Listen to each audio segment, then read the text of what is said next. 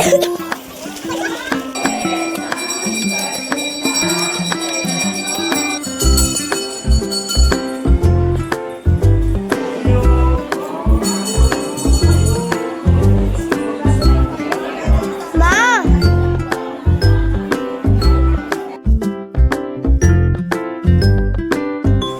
My YouTube family, welcome to my Palviraj vlog. Shri शिवाय नमस्तुभ्यम। आशा करती हूँ आप लोग अच्छे होंगे और मैं भी अच्छी हूँ। और आज दिन है रविवार और आज हम लोग का निर्जला व्रत, जो जीत पुत्रिका का व्रत होता है, वो आज मेरा व्रत है। निर्जला फास्टिंग है मेरा ज्योतिया का। तो मैं यहाँ पे घर पे रेडी उडी होकर पैर रंग कर, जो भी होता पैर रंग कर, और मैं सीधे मंदिर आ गई थी। मंदिर आने के बाद पहले हम लोग सबसे पहले गंगा माँ का ही पूजा करते हैं।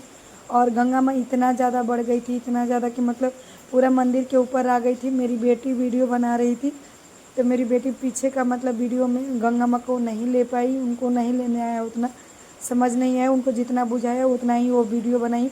बट गंगा माँ बहुत ज़्यादा बढ़ गई हैं, बहुत ज़्यादा दम ऊपर आ गई हैं। ये तो मंदिर का जगह है कि जहाँ पे मतलब वहाँ पे है, वहाँ तक भी आ गई हैं। और यहाँ पे जब मंदिर से ऊपर हम लोग आते हैं तो जस्ट बगल में ही नवो देवी मैया का विराजमान है वहीं पे। और उनको मैं काली मैया का मंदिर है तो वहाँ पे पूजा की। फिर यहाँ पे दुर्गा माँ है तो दुर्गा माँ को भी मैं पूजा कर ली। और लास्ट में बहुत ही पीपल के पेड़ के नीचे ही भोले बाबा भी विराजमान है, तो वहाँ पर भी मैं पूजा कर ली। पहले मैं पूजा कर ली सगरो, घूम घूम कर सगरो पर अच्छे से पहले पूजा कर ली, और बजरंगबली बाबा का भी पूजा कर ली। उसके बाद ही मतलब जैसे पहले से ही कथा चल रहा था ज्योतिया का, तो मैं पहले पूजा ही करना सोची कि मैं पूजा ही पहले कर लेती हूँ। उसके बाद मैं ज्योतिया का मतलब जो जीत बंधन बाबा है उनका पूजा करूँगी। तो यहाँ पे एक मतलब पहले जो थे उन लोग उठ गए थे और फिर हम लोग बैठे थे पूजा करने के लिए। तो वही हम लोग भी मतलब केला उला में बांध कर अपना ज्योतिया को रख दिए थे कलश के ऊपर।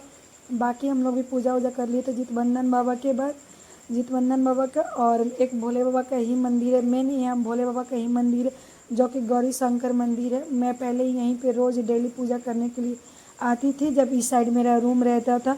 बट हम लोग जब से रूम शिफ्ट किए हैं दूसरे साइड, तो जो मेरे बगल में भोलेनाथ तो वहाँ पे मैं जाती हूँ। और इन मतलब गौरी शंकर बहुत कम जाती हूँ, जैसे कोई कोई फेस्टिवल होता है तभी मैं जाती हूँ। तो मैं उनका भी पूजा कर ली थी और बजरंगबली बाबा का भी पूजा कर ली थी। तो मैं सब जगह पूजा कर ली थी। और बेटी थी साथ में तो कितना वीडियो घूम घूम कर बनाई कि उसको जितना समझ में आया उतना ही वीडियो बनाई।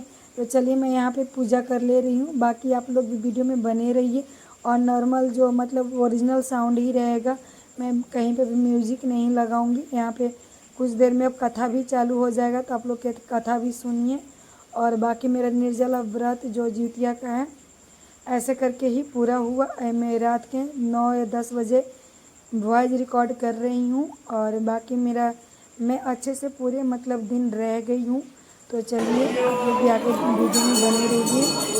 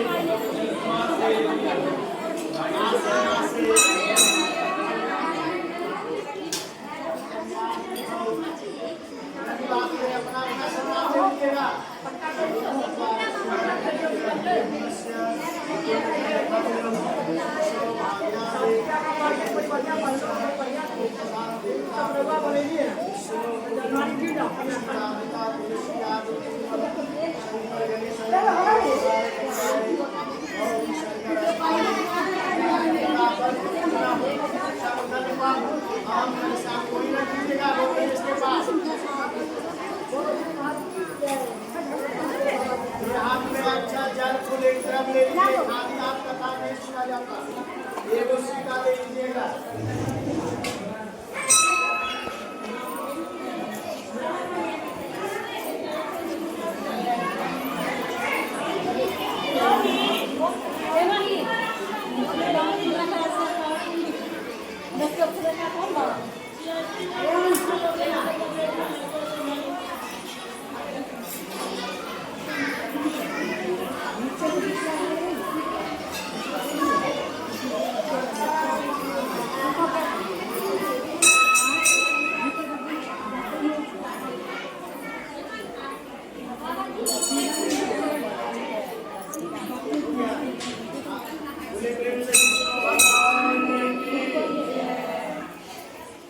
एक बार नौमिशारण्य के निवासी ऋषियों ने संसार के कार्यानाथ जी से पूछा कि हे सूत, करालकाली काल में लोगों के बालक प्रादुर्भाव होंगे, सो कहिए। तो सूत जी बोले, जब द्वापर का अंत और कलयुग का आरंभ हुआ था, इसी समय बहुत सिखों का कोई स्त्रियां आपस में सलाह किया। जब वे आपस में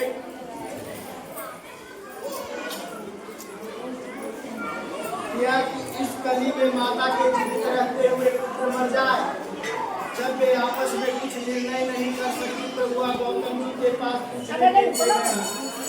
जब उनके पास पूछने के लिए गया तो गौतम जी आनंद के साथ बैठे हुए थे। गौतम जी आनंद के साथ बैठे हुए थे। उनके सामने जाकर मस्तक झुकाकर प्रणाम करके बोला। तदंतर स्त्रियों ने पूछा कि इस कलयुग में लोगों के पुत्र किस तरह जीवित रहेंगे, सो कहिए।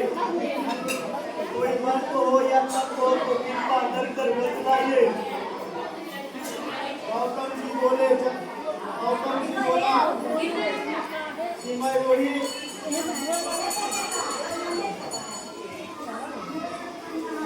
आपसे मैं वही बात करूंगा जो मैंने पहले से ही सुन रहा।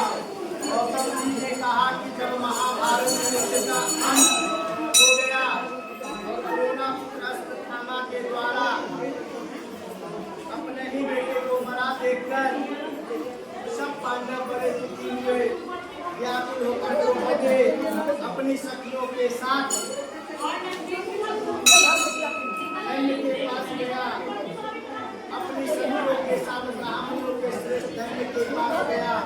उसने धन्य से कहा कि कौन सा उपाय करने से बच्चे हमारे कृपा कर ठीक करिए।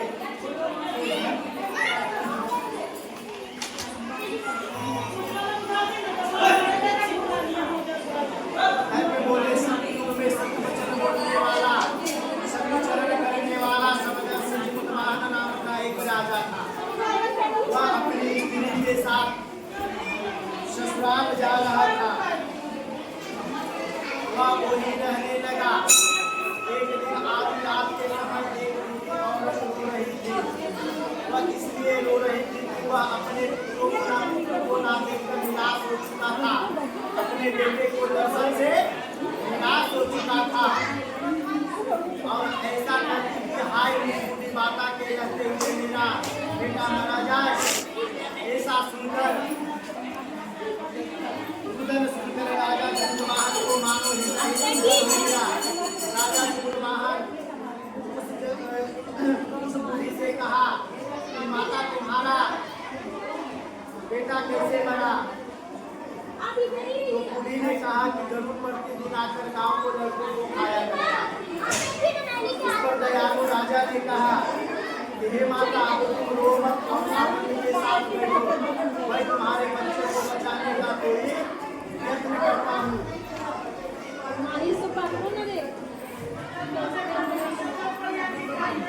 बंद कर दे। यत्न करता हूँ। ऐसा करके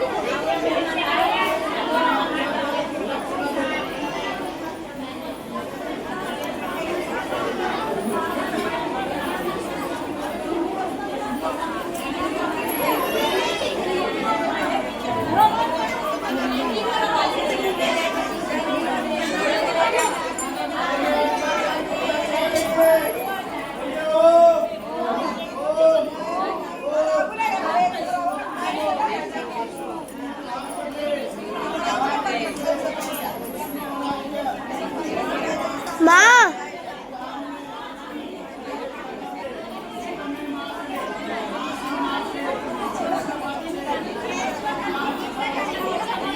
ये बाबू साइड